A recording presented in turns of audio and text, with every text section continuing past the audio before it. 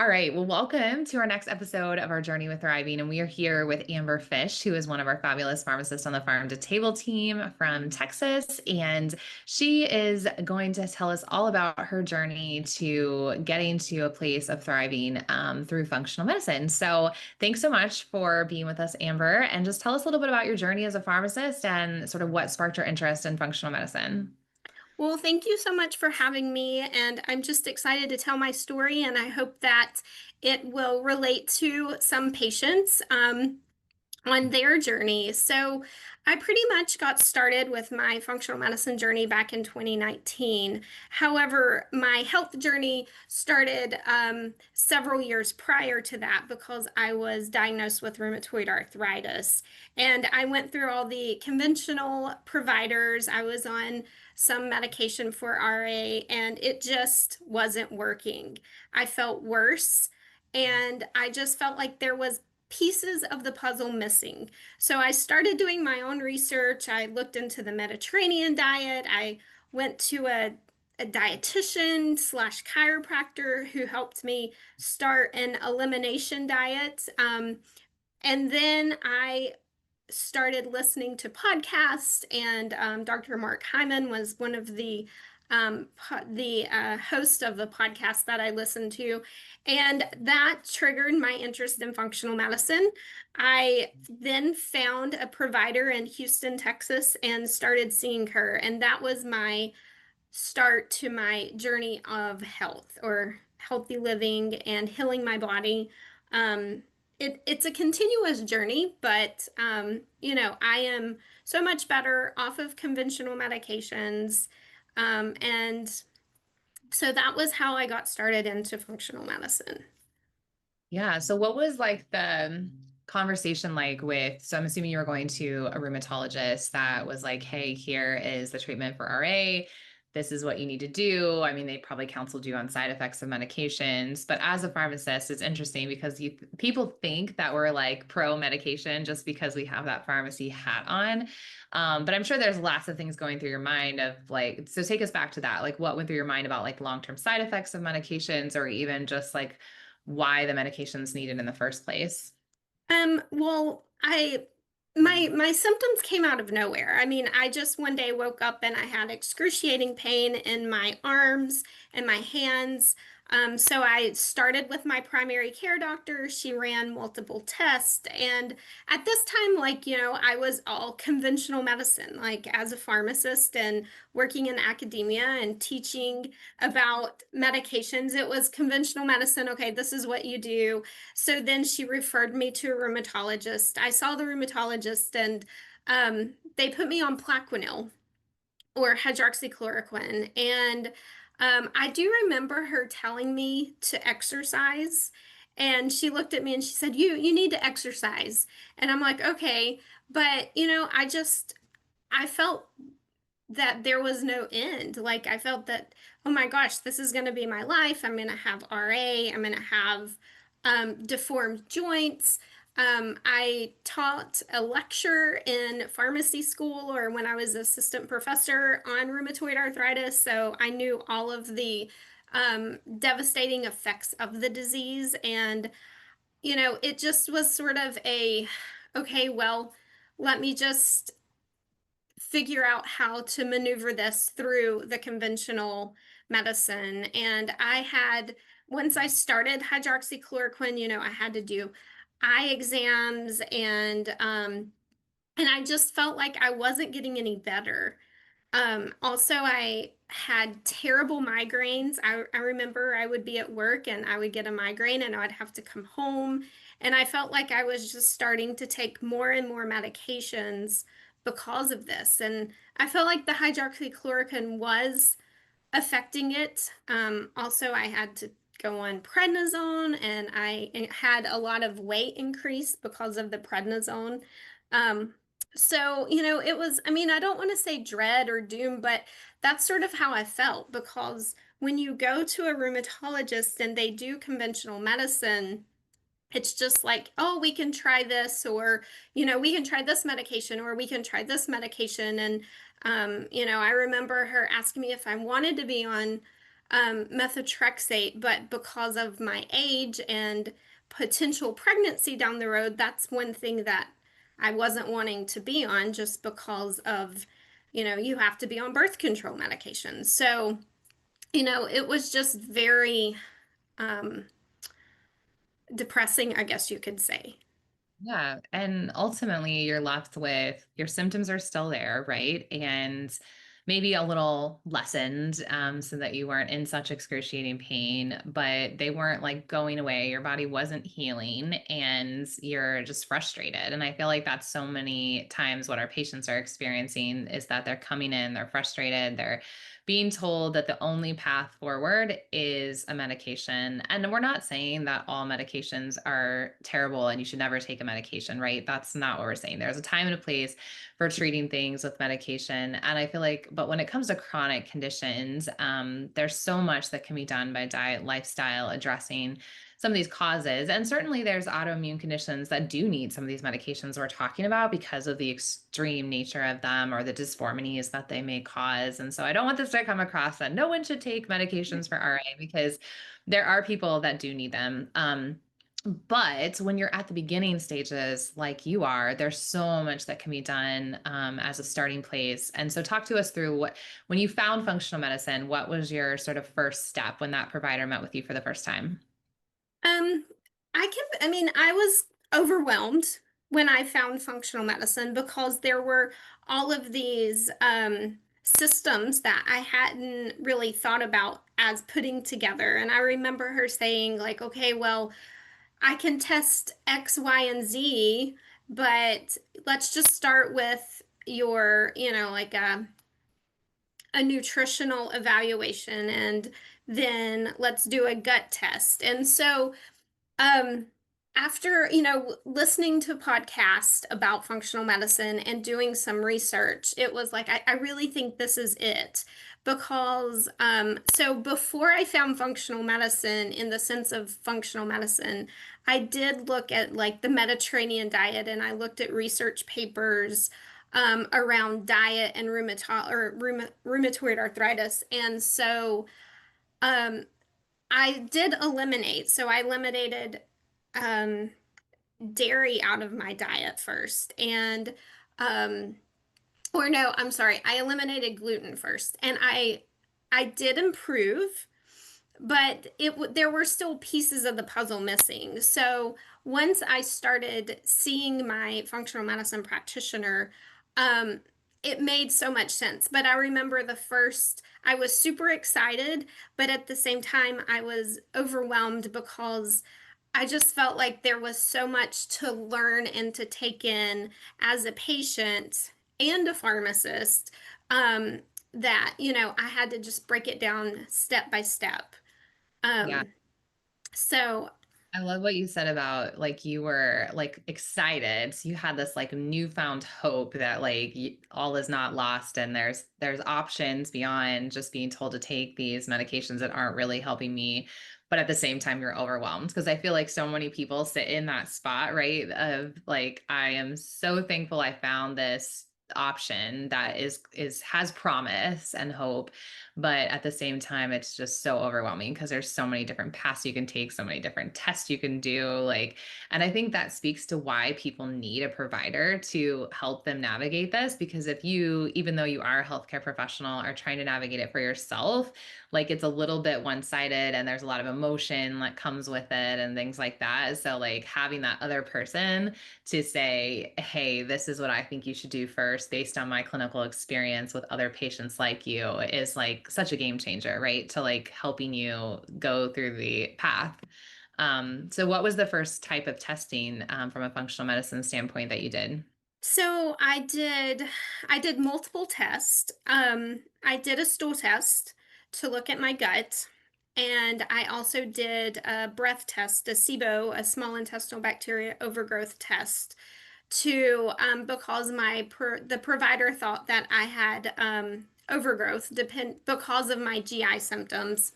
And I also did a micronutrient test, just looking at the cells at a microscopic level, pretty much to see how they were functioning, um, macro and micronutrients I was needing, what vitamins I was needing. So those were, and along with blood work. So, general blood work. Those were the first three tests I did. And I think I also did maybe a mold test. I know I did a mold test because one of the first things my provider said was a lot of times patients with RA have mold toxicity. So, and those were pretty much my basic test in the beginning.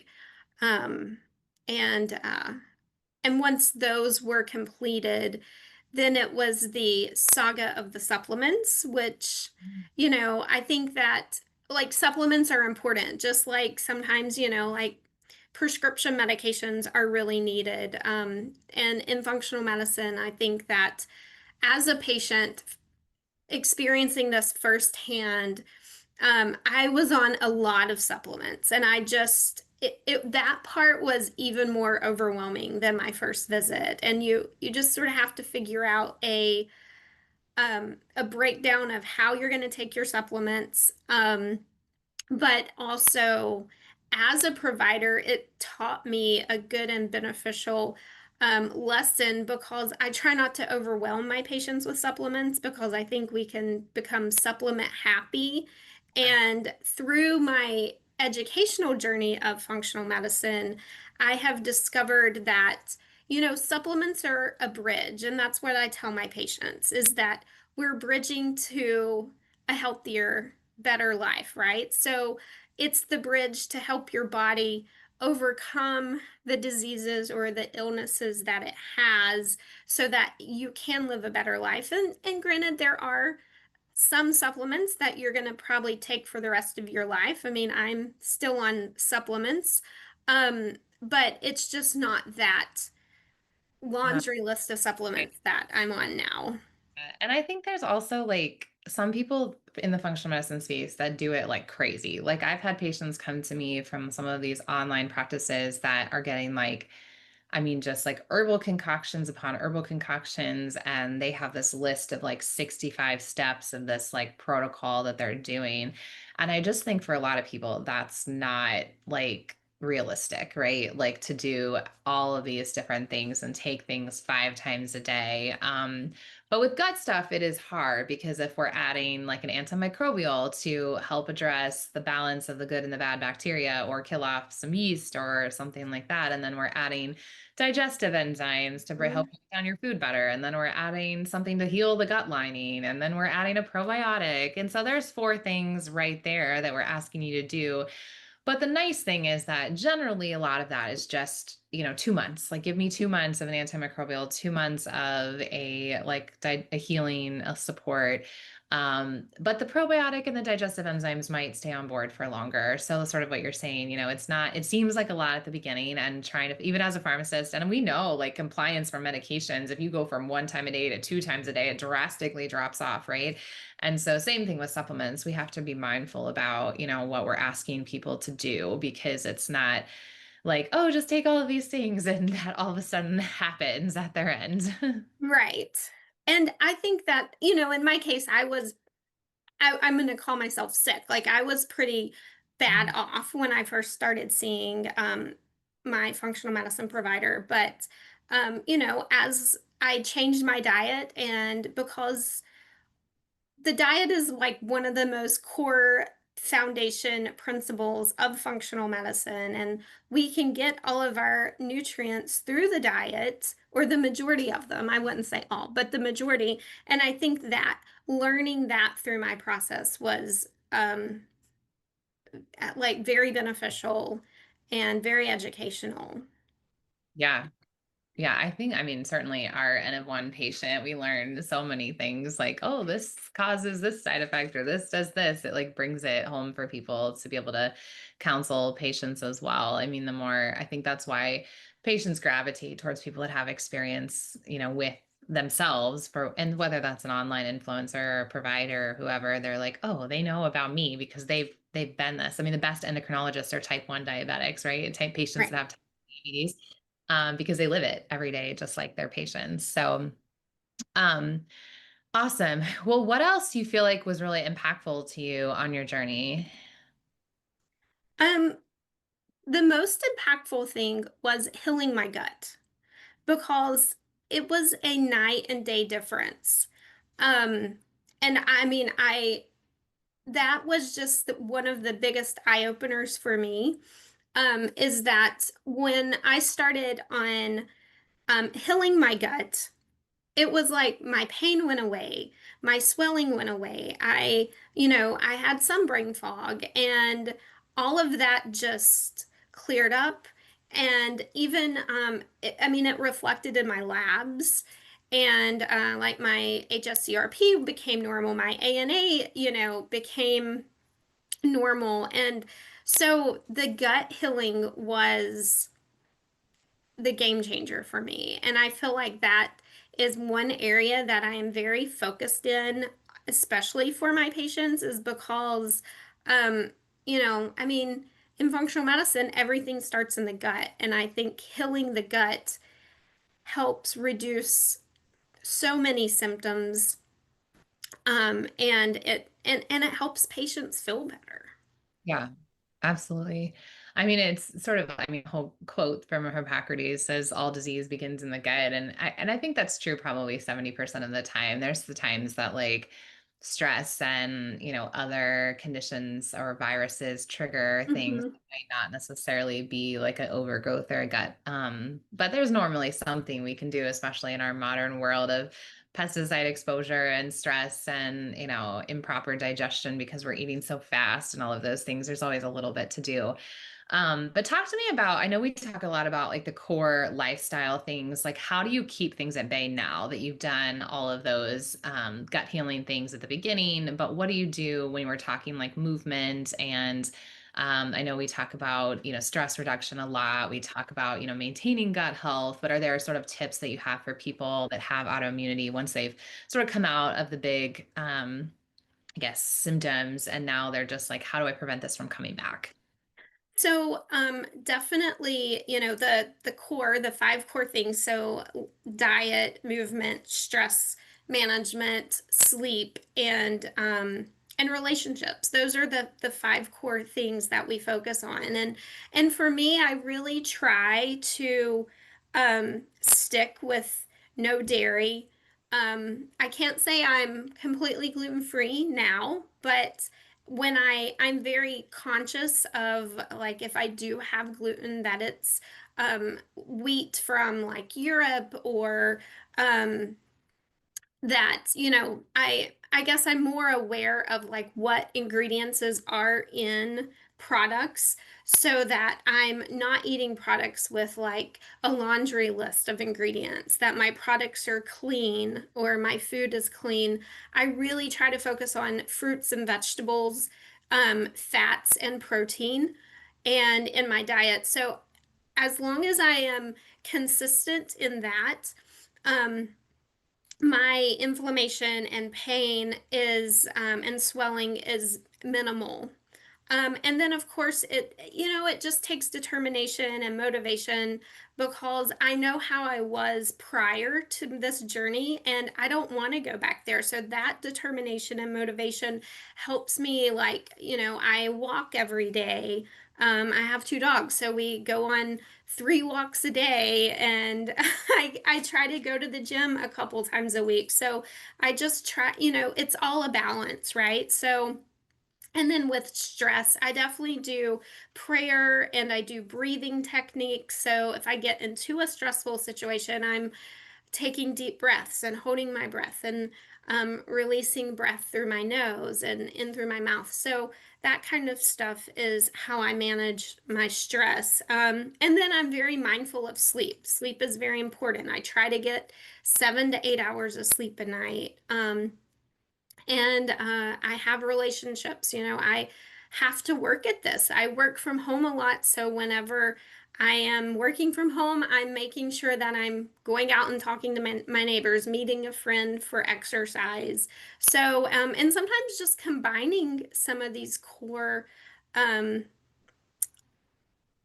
health pillars is beneficial because right we're all on time constraints and Mhm. or restraints.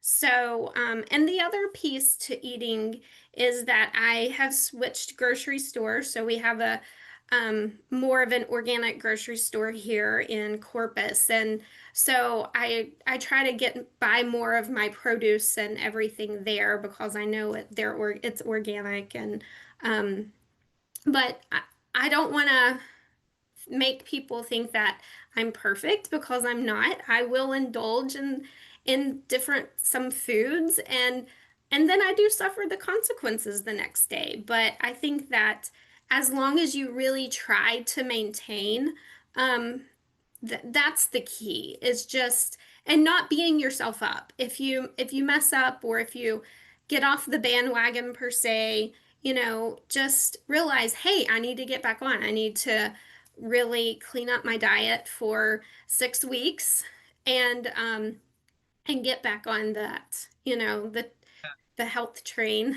if you want to call it that. So, it's just and it's an ongoing process. You're never finished, right? Like you always have to just maintain.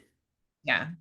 Yeah, and I think I'm with most things in life, like we don't just get to scoot on, right? There's always something we have to work at and continue to do, whether it's, nutrition or just even I know a lot of people with past trauma struggle with some of the mental health components of that, but like continual engagement with mental health resources and Hmm. for people that are introverted and not as likely to be out in community and doing all the things. So it's, every day sort of putting one foot in front of another. And it gets easier, I think, over time as you start to build it into your lifestyle. Like you said, finding where to shop is, the best for you. I mean, I feel like we go to like three different grocery stores, depending from like feeding a family of four plus say, cost savings of which place has the best prices for what. But it is, and that takes effort, right? Some people are like, Hmm. I'm not doing that. I'm only going to one grocery store. I can't go three different places. But with the avenues of grocery ordering and all the things that COVID brought us in that space, it is definitely a lot easier.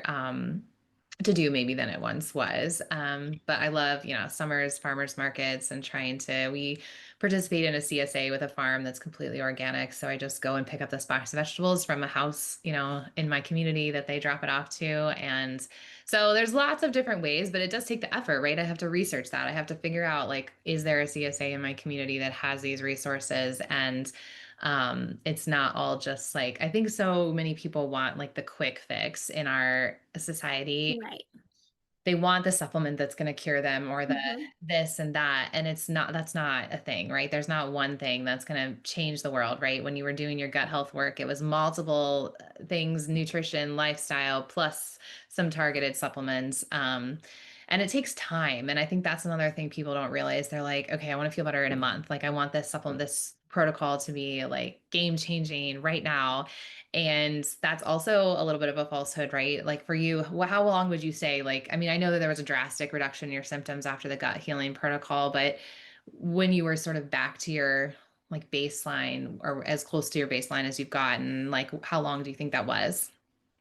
I think that took a couple of years. I mean, I definitely it wasn't, like I was going to see her at least 9 months, but probably before I started I would improve a little every month or at each appointment, but this drastic turn was whenever I um, I started working on my gut, and there.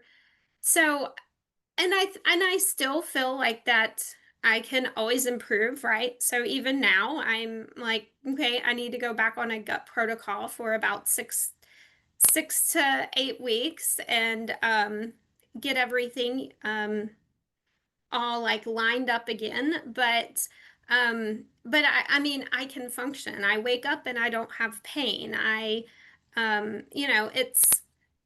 It's just it's amazing how, you take care of yourself and eat healthy, exercise, sleep, and get, and like doing the gut health stuff really, really helped. Yeah. I do want to say that sometimes, I definitely felt a little stressed at some points along the journey just because it was a lot of information. Also, I had some mold toxicity, and I live in South Texas, mold's everywhere. You walk into a restaurant, you look at the AC vents, and you're just like, "Oh my gosh, there's mold." But I mean, I live in a very humid environment, and I think um, one of the things that I've had to come to terms with is that I'm not going to be in a mold-free environment, but can I live with that? And in functional medicine, we talk about the total toxicity, right? Like how much toxicity your body can handle. And I think that for me, personally, my total toxicity isn't as high as it used to be. So my body's able to eliminate probably the mold that I still encounter, but so that it's not affecting me. Yeah.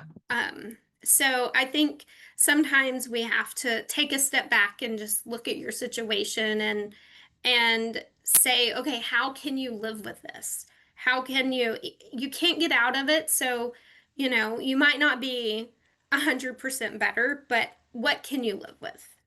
Right. Right. Yeah. And I mean, I think it's just a good reminder that it's a daily steps towards whatever your goal is. It's going to be slow and steady, but slow and steady wins the race, right? Exactly. So, Awesome. Well, thanks so much for joining us today and just sharing your story. And where can everyone find you? so I am at farm-to-table .life.